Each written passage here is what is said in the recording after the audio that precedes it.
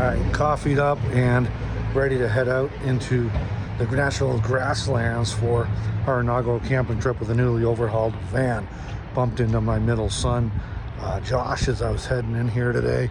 I swear I bump into people that I know at Maverick more often than anywhere else, but got the coffee, ready for the drive up in the national grasslands on this pretty nice day. We're going up in the low 50s today, which is great for second week of November here in 2024.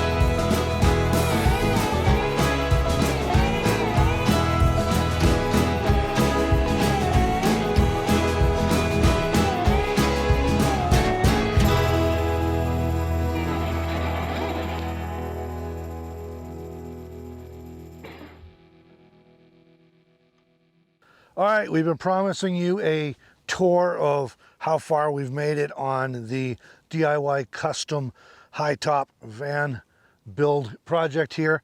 The Hightop's all done and closed in. There's a little bit of trim work and details we're still going to be tackling in the next phase of the project as we have time. Sorry, I got to laugh. I just looked over and I got cows staring at me because I'm talking. They were not interested till I started talking. The interior, though, we have built to the point we can use it a little bit into what I've been calling phase 2, which is the finishing touches, but is definitely not done yet, but it's usable. So we're out camping up here in the Thunder Basin National Grassland in northern Wyoming.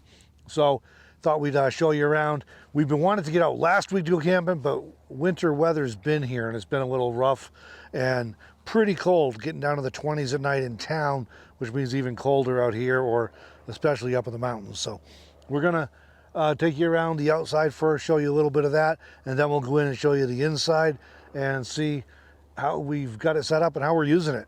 And before we do that, we have calendars. All right, big moment. Our 2025 photo calendars have arrived. UPS delivered them this morning. Went down and picked them up. This is the official unveiling. We haven't even seen them yet, guys. Hopefully we like them. We got a big box of them here. Hey, they look like they're supposed to look. And it's a calendar. Yeah, it starts in January. All right.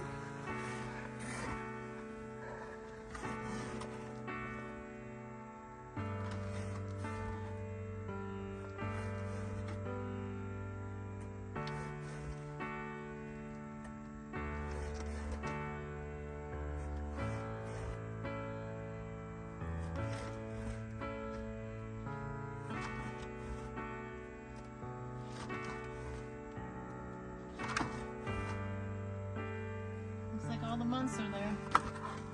All right, there you go. We got them in.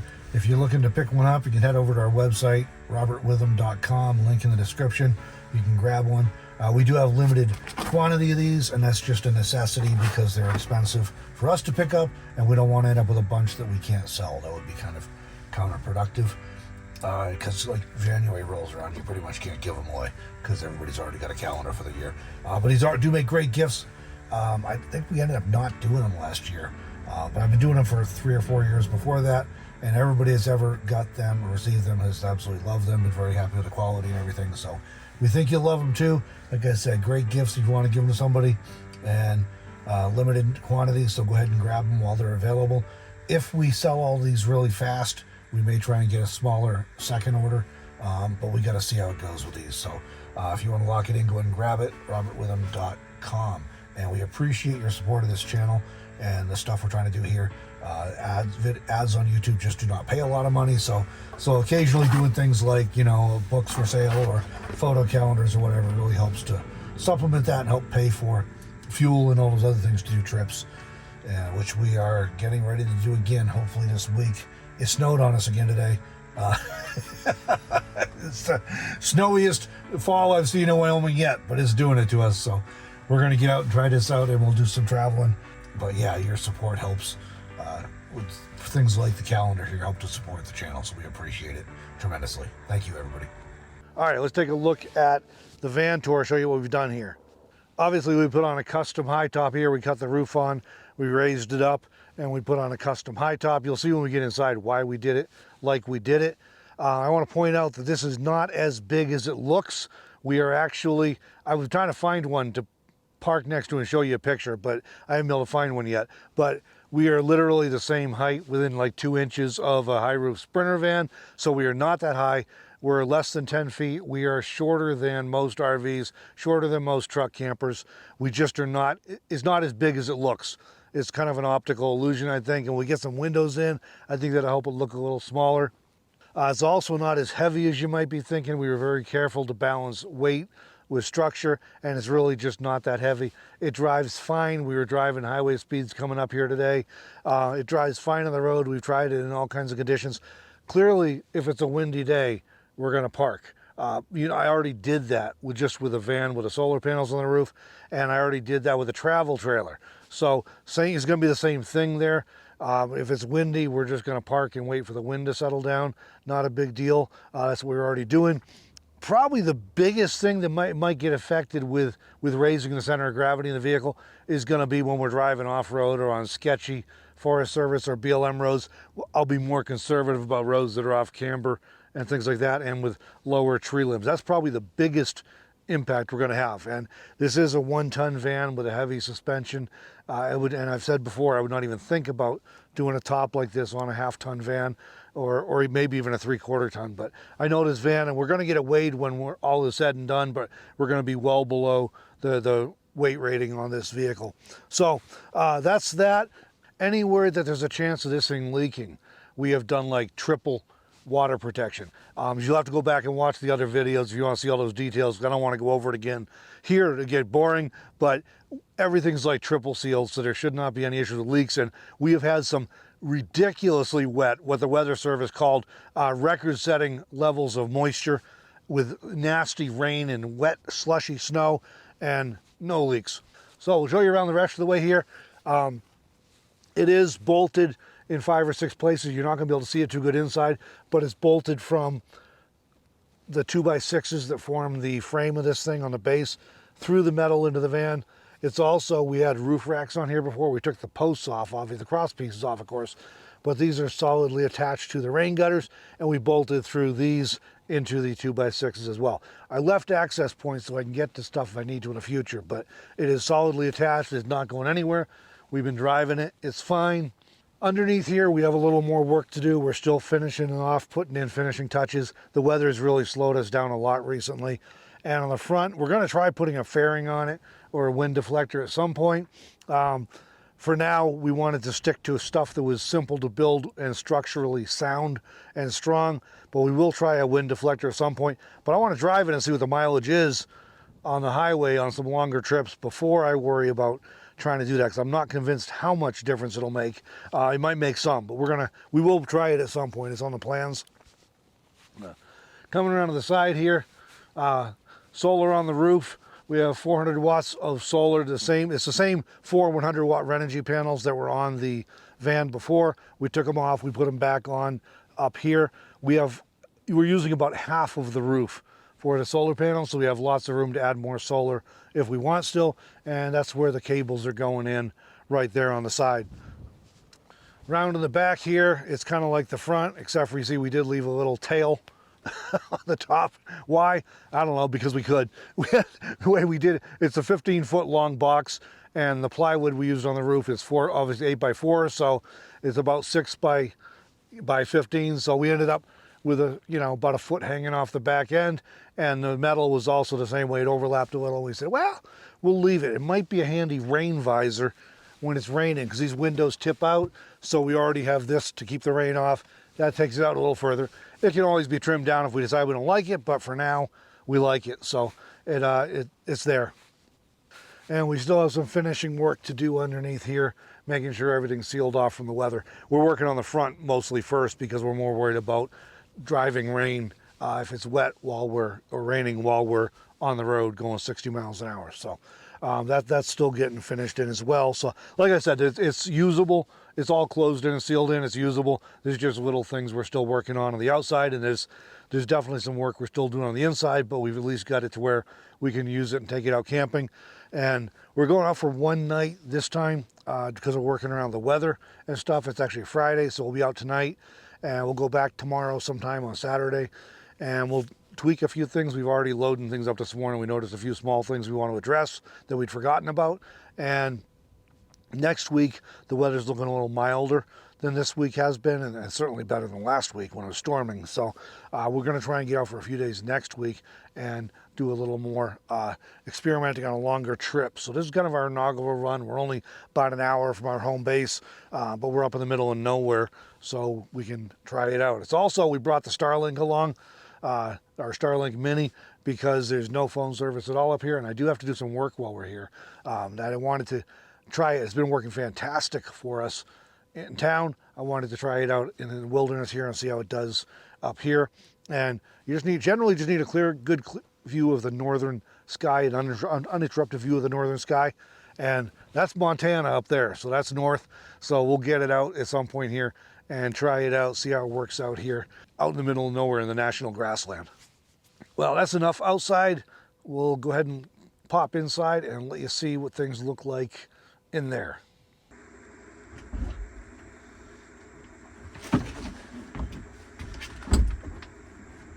All right, we'll go ahead and close the door there because it's a little cool outside. It's crisp and brisk and all that jazz.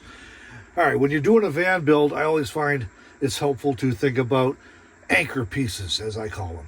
And what I mean by anchor pieces is they're kind of the most critical parts that you have to figure out, and you have such a small amount of space that you got to figure out the most important things. And so one of the things we set about with this van build was to say, okay, what's most important? What are the pieces we have to have? And then maybe second most important, third most important, and so on. And we had our top couple critical ones, like a bed, a place to sleep, right? And a place for me to work, because that's how we support our travels. And a place to cook or store food. And we wanted a place to lounge. We would love to have put in a water closet, as they used to say back in the day. We just didn't have room in a 6x9 cargo van. So that's how we ended up with this. We're starting off with the bed, and we were looking initially at a 24-inch Hightop, which is kind of the biggest standard one these days. They used to be quite a bit bigger, and you still can find some larger ones, but those are the most common higher size these days. And with a 24-inch, the initial thought was to have some kind of like a extendable or fold-out bed. But when we started figuring out the dimensions of that, and for one thing, if we wanted to go with a transverse bed to save some space, that is to say side to side, we both hit our heads and feet. So we were going to have to put flares in too, which we could have done, but you still had to have room to extend it out. And when you get into that, that really limits the usability of that space where you have to extend. And we just didn't have enough room to do everything. So that's how, somewhere along the way, we came up with the idea of why not do a cab over. since we're doing a high top anyway. And you can see our cab over bunk here. As I said before, we're still working on finishing things, like the ceiling has insulation, but it's not, it doesn't have the covers on it yet. You can see we have got wall board up. Oh, I missed a piece of trim in the middle. I meant to do all that yesterday before we came out. Well, anyway, you can see it's getting trim on it. It's still getting finished. But we did the bed first. And when we started on a cab over, you think 24 inch. You don't actually end up with 24 inches when you do a 24 inch high top. So I can kind of show you here on the side. You see the metal here. We were measuring our 36 from the previous roof. So we lose a couple inches to framing and stuff here. We lose a couple inches on the roof because of framing and stuff. So our 36 inch high top from our plywood here on the bunk to the ceiling, we actually have like 32. So if we'd gone with a 24, we'd have been down to like 20 inches. And that's getting where a little claustrophobic, right? And Navy bunk style, and you're like whacking your elbows and your shoulders even every time you roll over a bed. So we're down to 32, and then we have mattresses and bedding. So we really don't have 32. We have like 28 or something, which is actually, we slept up here last night for the first time, and it's actually very comfortable, very workable. If it was shorter, it would not be so comfortable. Even just a few inches would be getting pretty claustrophobic. And I've slept in cab overs on Class C's that are so short that you hit your elbow every time you roll over, and it's just not very fun, and they're hard to get in and out of because you're kind of like belly crawling. I'll show you real quick how we do this, because obviously, well, if you've seen some of our build videos, you know what we were going through trying to get in and out of the bed. And so we needed to figure that out. We just didn't want to do the ladder thing. Frankly, I don't trust myself.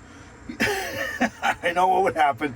I'd fall off it trying to get in and out in the middle of the night for when nature calls. So what we did, we kind of borrowed this inspiration from the tiny house movement, where you might see they have a loft, right? And there's like a bookcase that has steps on it or something. And so we kind of did that with our storage here. So when we want to get up in the bed or down for the bed, all we have to do is we step on the couch, and then we step on this box here that's also storage, and then we just crawl on up. There we go. And we're in. And look, I can actually like sort of lean up. Now, one of my granddaughters came out a few weeks ago, and she stood here where Melanie's standing filming, and she studied this whole thing. And this is before we had the walls in and everything. I was just framed.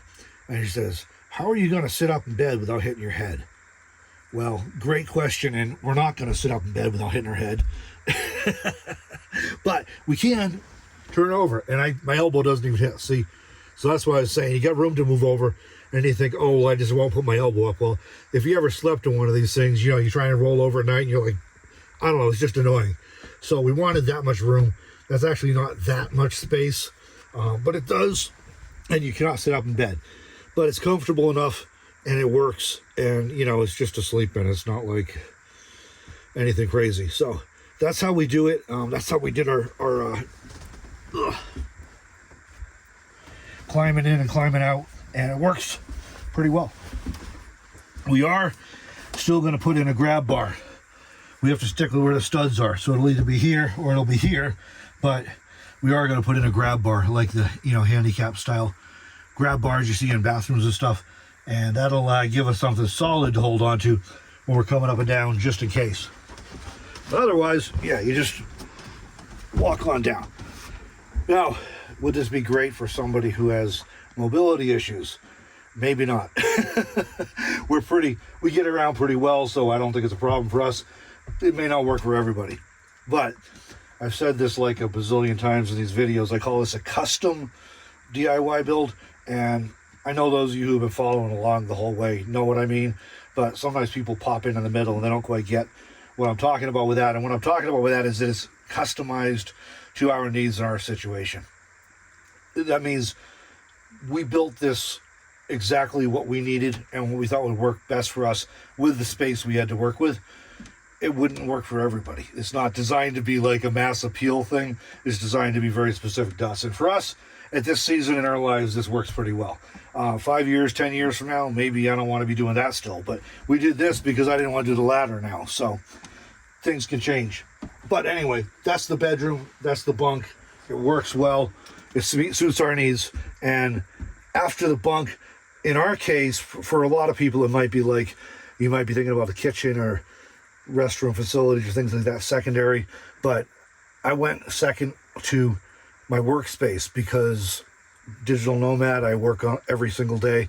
I have to be able to have a good space to work where I can get done the work I need to do in a reasonable, efficient manner so that we can pay the bills and keep the gas in the van. All right, so the second most important thing for us in this DIY custom van Hightop build project was a place for me to work. Because I'm a digital nomad, I work to support us. I know I look old, but I'm not retirement age, so we have to have a place for me to work.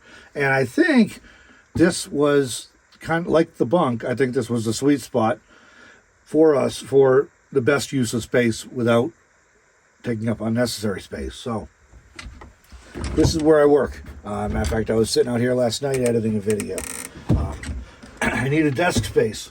I need a comfortable chair too because I'm old and I have a bad back and stuff. But the chair is actually going to get upgraded. I'm going to try and go to something a little bit slimmer to make it fit just a little better, but it does work for now. I need a reasonably decent desk surface. This might get trimmed just a little bit in the future, but we're waiting to see how it works. My external monitor that makes it much easier for video editing. It's bigger and everything. It had a misfortune during a power outage. The power flicked on briefly. I had unplugged the computer, but the monitor was still plugged into a surge suppressor, and it still took it out. So I may be adding one of them back in, which will make me push this back. So we'll see how that all goes. But I need a place to work. I need the laptop, at least, maybe an external monitor. And because I'm doing video editing and complicated stuff, I like to have a trackball. And I like an external keyboard because it lets me get back a little further from the monitor and still do what I got to do. And I can type much faster on a keyboard like this than I can on the laptop keyboard. I also have to use external hard drives and things like that nature. So I need some space to work with. So that's why we did this.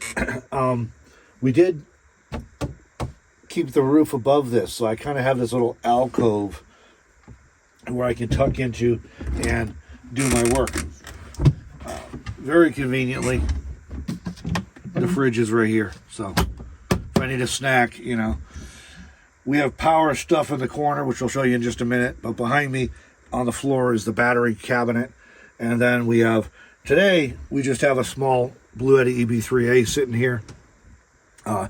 We will normally be carrying a Bluetti EB2 AC240, one of the newer ones, much bigger, but it weighs like 70 pounds. So frankly, I didn't want to haul it from the trailer to the van for this trip, which was our first inaugural trip. It was just a one-night stay. We have to get back, going back tomorrow so we can go to church. Hopefully bring some grandkids with us. Normally that'll be sitting here. So you'll see that in future videos. So that's kind of the power center here. We have a fuse block over here. We have an inverter over here. And of course the power starts going up. We have lights. These actually came with the van when I bought it. We have like 5 of these. They're quite bright, but it's great when you got to light things up a little bit.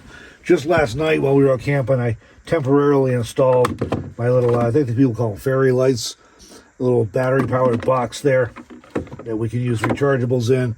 And we have little LEDs running all down here. You probably won't really be able to see them here because it's daylight, but there we go.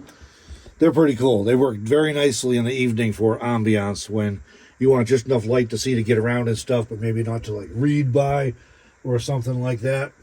So there is still work to be done in here. We have finished stuff. Like I want to put little trim strips along the gaps. If you wonder why I didn't just use a single piece of this 5mm sheeting, it's because there's multiple curves and angles in here, and I just didn't feel like having to be that tedious. But we've been putting trim up and stuff.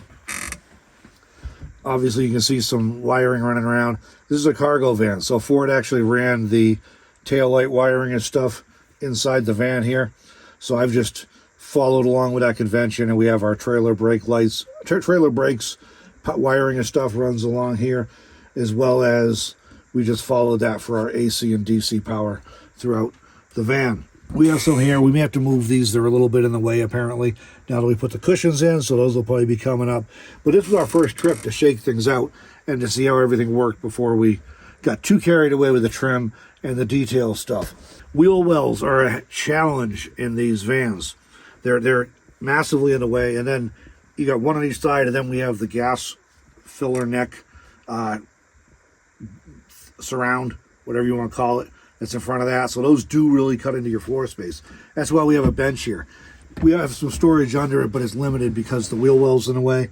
That's also why the fridge is where it is on the other side. The fridge sits here because, again, the wheel well is underneath there. Now, I thought at first we'd end up putting it on the floor on slides like a lot of people do. We ended up going with this route. There's a little shelf here, a little space here. We can put water jugs or whatever else we want. You can add, there's actually a little space on top of the wheel well underneath. That's maybe not super useful, but Melanie's finding stuff she can do with it. And again, this is a little ugly right now. I know we're putting trim on things. We're finishing things. This is just the preliminary get out and try it thing. We ended up putting a plywood shelf here, and we use this for the refrigerator. It is strapped down and everything. It'll get strapped on even better in the future, but it works out well. Like, joking aside about me being able to reach it from my desk, it actually works out pretty good here. Up on top of my desk work area and our electrical cabinet and everything, we have storage. Now, we could have, in theory, after the bunk, brought the roof line down to something like 24 inches, but from an aerodynamic perspective, why? We've already taken the wind drag hit, so what's the point in lowering it after the fact, right? So we just left it at 36 inches, which, like I said, is actually like 32 inches. And I did go like a foot back. You saw on the outside, we went like a foot back with a storage area here with a high top. And it does not extend past the bumper. So we maintain the original footprint of the van. We didn't change that. We can still park in a normal parking spot. But that gives us a lot of storage back here, and it's all the way across. We do have a shelf here and a support in the middle. Again, this is getting more trim, and it'll look a little better when we're done. But first try out, these boxes are actually empty so far. They're just kind of in there as placeholders. We have some extra sleeping bags, an emergency bag here, which I definitely recommend everybody carry. It's got first aid stuff and some emergency rations and an ACR Rescue Link personal locator beacon in case we get stranded somewhere and are in a bad way. Of course, right here is the Starlink Mini. So if you haven't checked that video, we got one of that. I have a video on the ACR Rescue Link as well, but we've been using the Starlink Mini out here, working great. This thing is amazing. They're pricey if you just want casual internet. If you're a digital nomad and you work on the road, this is literally a game changer, and it's worth every dollar I have to pay for it, both in terms of the purchase cost and in the monthly service fees, because it allows me to not be tethered to the tower. I don't have to be tethered to be within range, a good range of a Verizon tower for cell data. Now I just need a clear view of the northern sky, which is pretty easy to come by out here in the American West. Where we're at right now, we're up in the Thunder Basin National Grassland in northeast Wyoming, not too far from Montana, and there is no phone service at all out here. So we've been up here before, but we really haven't been able to camping up here much because of work stuff. Now I can, so I was actually using this last night. This is not where this is going to normally be. Yesterday I had it stuffed into my computer bag and stuff, but it's just sitting here right now. But you can see we got plenty of room. I put in a curtain or a closet rod so we actually can hang our coats and warm weather clothing and stuff, and shelves. So gives us lots of room. Solar is over here. The solar wires come in from the panels here. I have a little bit of surplus that I haven't gotten around to trimming off because I want to make sure this is where it's staying before I trim things down. Solar charge controller. This thing's been in service in this van for, golly, more than 5 years, maybe 6-7 years or so. It's a Renogy Rover 40 amp MPPT. Works really well. I've been happy with it. Then it comes through the closet floor here and down to the batteries. Now moving forward to the middle section of the van, and it's always a question when you do a van build. Do you start in the front? Do you start in the back? Where do you start, right? This was a little bit of a later development in our planning, And I said, you know, we've got to have a place to lounge. I mean, you just have to have a place to sit. Now, I do have a desk chair back here. The front swivels, the front passenger seat in this van does swivel. There are times you don't want to swivel it to sit in. For example, if you're doing an overnight and you're in a parking lot or something, you probably don't want to be sitting in the front with a seat swiveled around because you attract attention to yourself. There's also times when, like if it's cold, maybe you want to pull a cab curtain, which we have an impromptu one now. That's going to be getting improved still. But it's good to be able to be in the back and lounge. So we put in this bench that we can fit two of us on. It's like a love seat light. This step here for our box getting up to the bunk does double duty as a place to set things, set a drink or something. But we do have a seat. Now, our plan is to not do a fancy backrest, but to throw in some throw pillows and cushions. And we have some more of those down in Pahrump in a storage shed, so we'll grab them when we're traveling. So we have, again, we're a little light on the cushions right now, but you do have to watch your head. That's the only thing. And that's just kind of unavoidable with the curve of these vans, of these cargo vans, that it just, you know, the walls curve in quite a bit, quite substantially. So we do have a place, though, we can sit and lounge in the back of the van here. We also have a little bit of storage underneath. Like I said, the wheel well is under there, which does interfere with things, but at least it gives us some low storage. And we're trying to coordinate it so that heavy stuff, of course, is down low. And like when I showed you the closet back here, we're putting light stuff in the back. We're putting light stuff up there, and we're especially putting light things on the top shelf in the closet. So we're trying to keep our center of gravity as low as possible in terms of how we load things. And last but not least, you got to have a kitchen, or at least somewhere to store food and prepare food. We're still sorting all these details out, okay? This is, again, our first run. So we have some shelves here. Again, they're not pretty. Maybe this doesn't bother you. It bothers me more than it does Melanie. But we'll be putting like some trim on here. I have some in mind already. Stuff will either get painted or stained. It's just, this is our trial run to make sure things work. These are our drawers. Very simple. We're going to put like bungees on here. I haven't got to it yet. But they're just small dish basins. And this is actually how the trailer's set up. The travel trailer, they don't have any drawers. They just have dish basins under the sink. That's the way it came. Down on the bottom, we have our gray tanks. We have two of these for, liquid waste storage till we can get around somewhere we can dump. And on the other side, this is just one large compartment. Right now, it's got a propane tank in it, so we can run our Mr. Heater. We're planning on putting in a better heating system. And what we're kind of kicking around is like a diesel heater, but you got a couple options there in terms of all-in-one units or the disassembled units where you have like the heater in one place and the tank somewhere else. And we're trying to decide how we want to do that and where we want to put it exactly. But this is not finished because that's where that heater system might end up. And I don't want to put in shelves and stuff until I'm sure what system we're using and what kind of access I'm going to need to it. We've been working on putting in wall board and stuff. This is up here what I call our mouse rail. Melanie shudders every time I say it. But basically, this is the shelf behind it. This is a 2x6 shelf behind it. This is actually the rails that form the base of the Hightop. And then there's another 2x6 that join together very solidly. They're all bolted separately to the van. So that's what holds all this all together. It's also glued, but it's all bolted together. So they ended up with a little shelf here. There was about, I guess, 4 inches or so, maybe.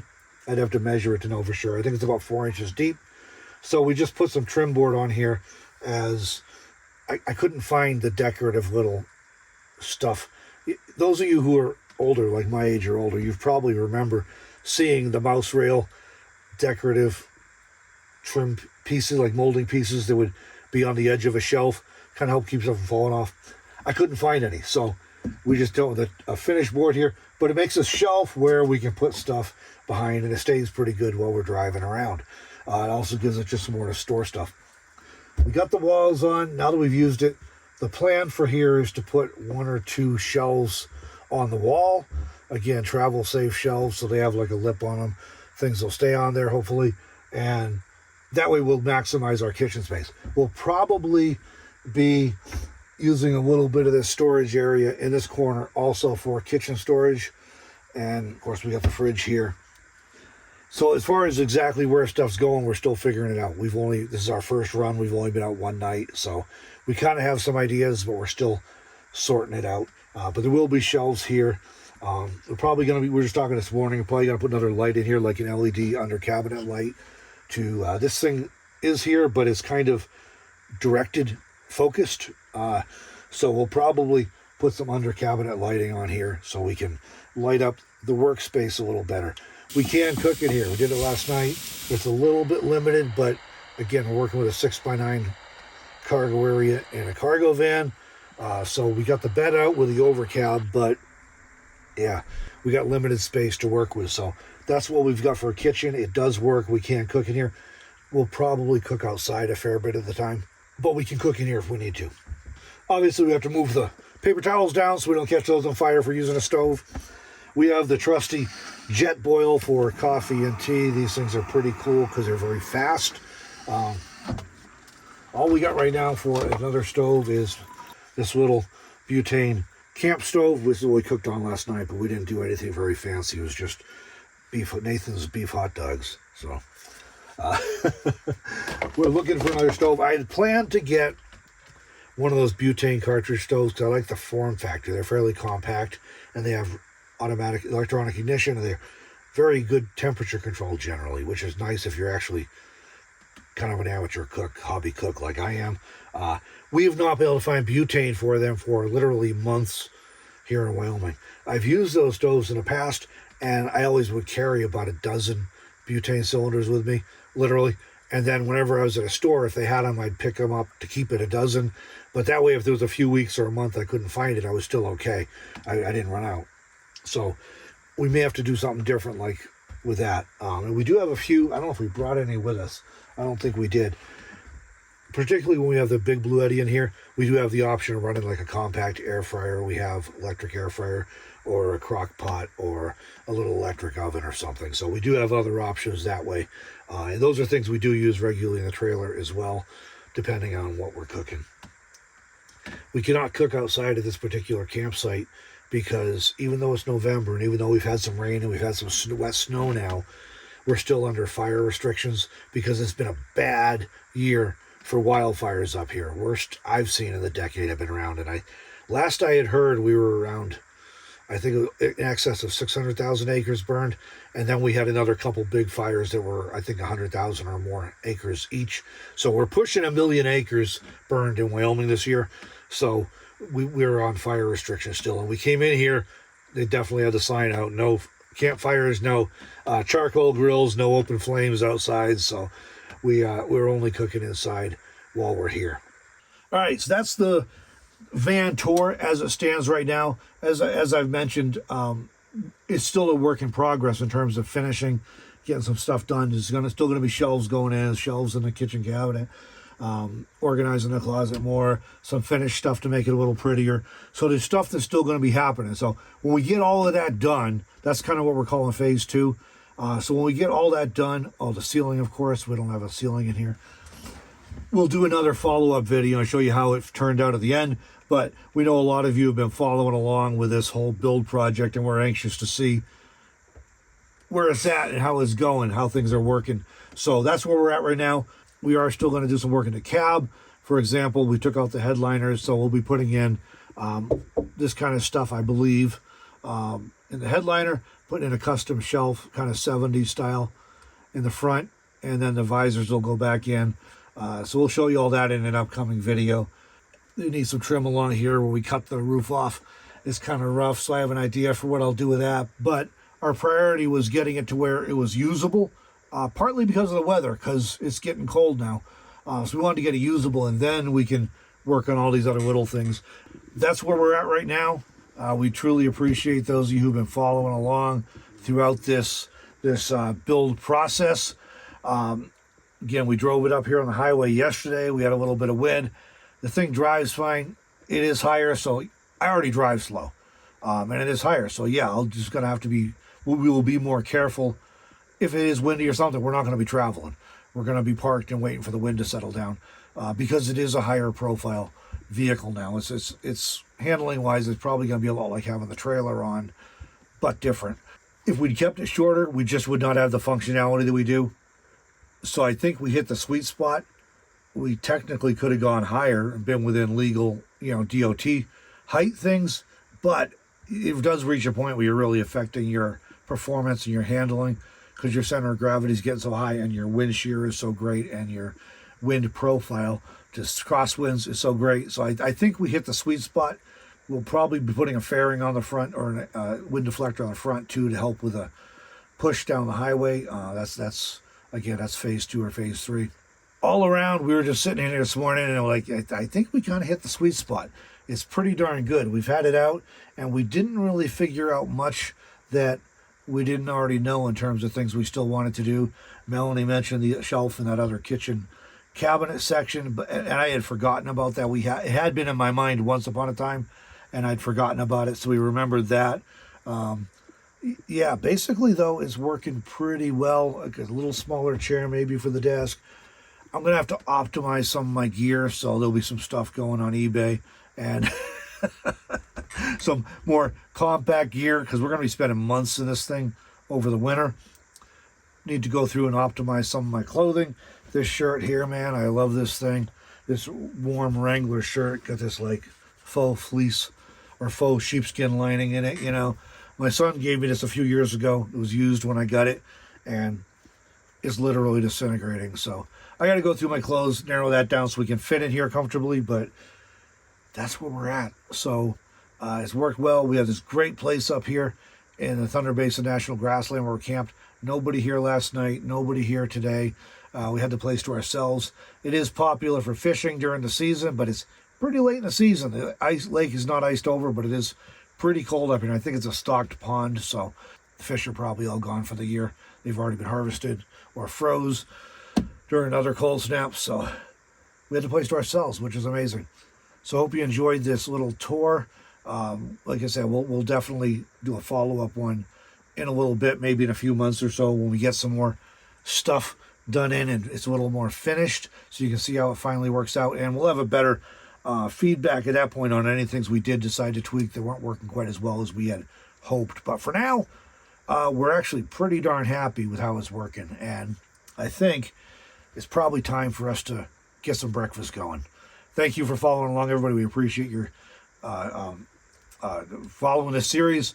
If you enjoyed this, maybe consider sharing this on social media or with some of your friends to show what's possible and how you can be pretty comfortable in a relatively small space. And we've had a few different builds in this van, and I got to tell you, this thing is revolutionary compared to the standard roof. We did the best we could with a few different builds, kind of recycling materials mostly, but this is a game changer. This changed everything, putting the Hightop on.